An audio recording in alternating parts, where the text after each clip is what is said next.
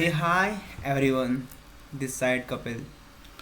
So, today we are going to solve statement type question.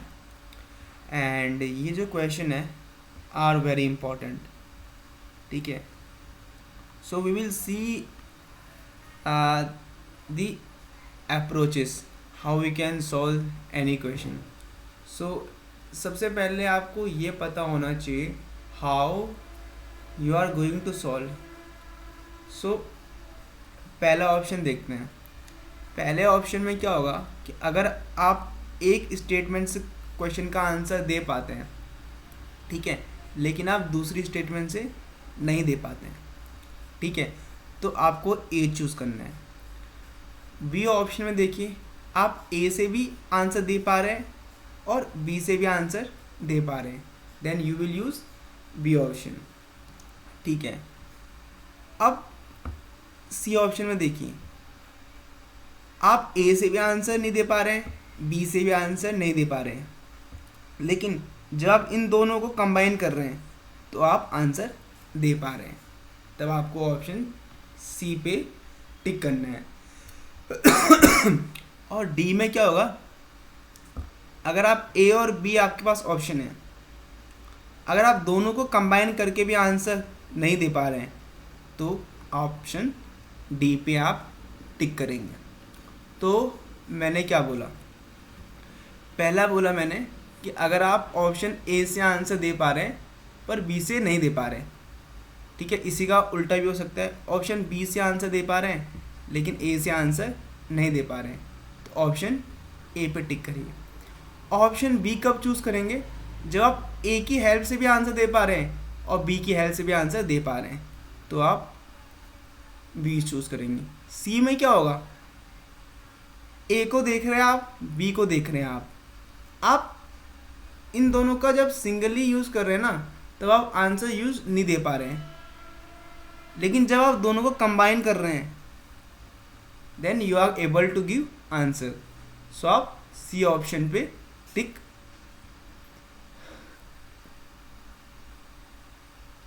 करोगे. और D कब चुनोगे, जब आप ए और बी दोनों का कंबाइन यूज़ करके भी आंसर नहीं दे पाओगे, then you will choose D. ठीक है. सो ऐसे आपको क्वेश्चन सॉल्व करना है. सो पहला क्वेश्चन आपकी स्क्रीन के ऊपर ये रहा. तो भाई देखिए, we have this number 277x y5 और ये मुझे 25 से डिवाइड करता हूँ मैं इसे, और इसने बोला कि ये मेरा 25 से डिविजिबल है. इट मीन्स जो रिमाइंडर क्या आता है, ज़ीरो आता है ना, तभी तो ये मेरा 25 से डिविजिबल है. ठीक है. अब मुझे बोला है कि x की वैल्यू क्या होगी. अब x की वैल्यू मुझे इन दोनों स्टेटमेंट की हेल्प से निकालनी है. अगर पहली स्टेटमेंट की हेल्प से निकल गई तो ऑप्शन 1 हो जाएगा. अगर दूसरे से भी निकल गई इंडिपेंडेंटली तो ऑप्शन ए. अगर फर्स्ट से भी निकाल पा रहा हूँ, सेकंड से भी निकाल पा रहा हूँ तो बी.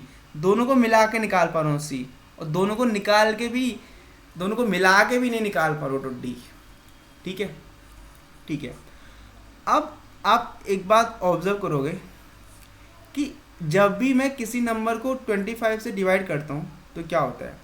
तो अगर आप 25 की टेबल देखोगे तो 25 वन जा 25, फिर आता है 50, फिर 75, फिर 100, फिर 125, 150, 175, 200, 225, 250, 275.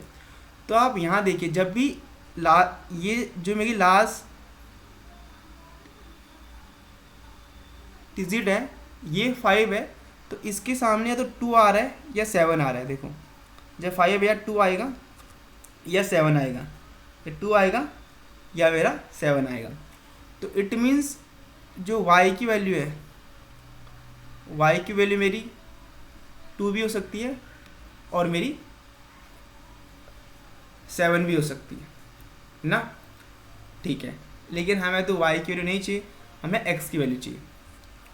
तो मैं पहली स्टेटमेंट का यूज़ करता हूँ कि नंबर क्या होना चाहिए, 9 से डिवाइड होना चाहिए। तो अगर इस नंबर को मैं 9 से डिवाइड करता हूँ तो इसका सम भी 9 से डिवाइड होना चाहिए। तो 7 7 14 19 21, तो 21 प्लस एक्स प्लस वाई, ठीक है, तो 9 से डिवाइड हो जाएगा। It means x plus y को मेरा क्या होना पड़ेगा 6, क्योंकि 9 से मेरा क्या होता है, 9 से मेरा 27 मेरा डिवाइड होता है। ठीक है, तो 6 ऐड करूँगा तो मेरा 27 बन जाएगा। ठीक है, और फिर मेरा क्या होता है 36 भी क्या होता है मेरा डिवाइड होता है। तो अगर मैं 21 प्लस एक्स प्लस वाई को 36 के इक्वल रखूँ तो x प्लस वाई की वैल्यू मेरी आएगी 15। ठीक है, ठीक है, तो यहाँ से मैं देखूँगा कि x और y की वैल्यू क्या क्या हो सकती है। तो यहाँ से x y की वैल्यू तो 2 होगी और x की वैल्यू मेरी 4 होगी। यहाँ से y की वैल्यू मेरी 7 होगी, यहाँ से मेरी 8 होगी, क्योंकि y की 2 वैल्यू हो सकती हैं, या 2 हो सकती है या मेरी 7 हो सकती है। तो अभी मुझे फिक्स आंसर नहीं मिला है, क्योंकि उसने बोला है x की वैल्यू, मीन्स एग्जैक्ट वैल्यू चाहिए हमें। तो पहली स्टेटमेंट से तो मैं आंसर नहीं निकाल पा रहा हूँ। ठीक है, अब मैं दूसरी स्टेटमेंट से देखता हूँ कि x की वैल्यू क्या होगी मेरी 5 से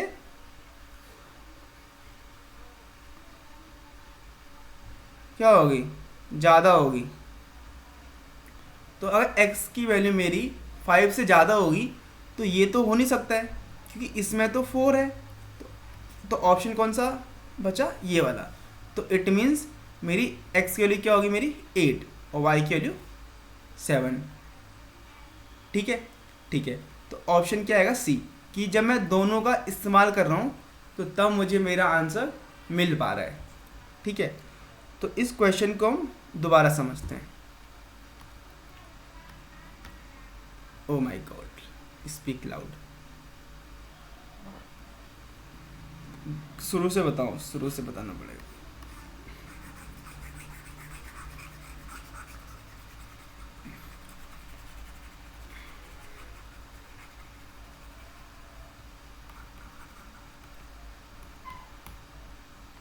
इस बार हम दूसरा कलर यूज़ करते हैं।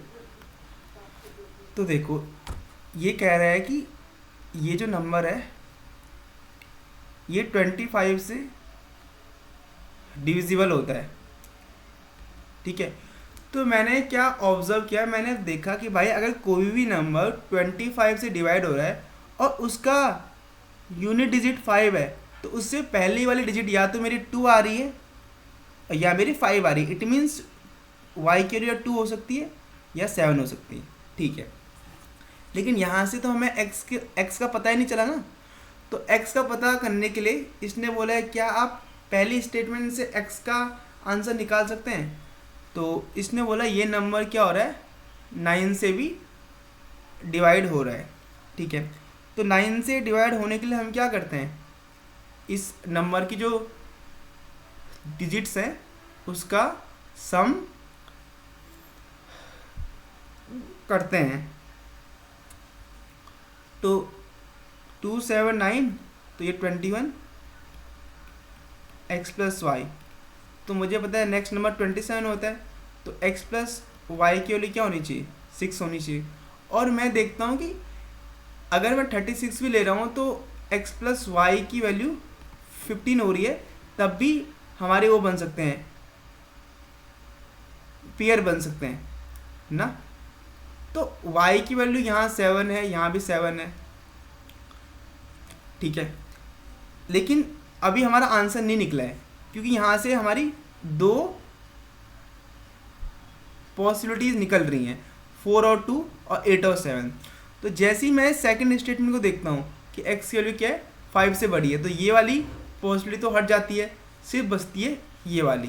तो इट मीन्स जब मैं स्टेटमेंट फर्स्ट और सेकंड का यूज़ कर रहा हूँ then I am getting the answer. So I hope you understood this question. Thank you for watching this video.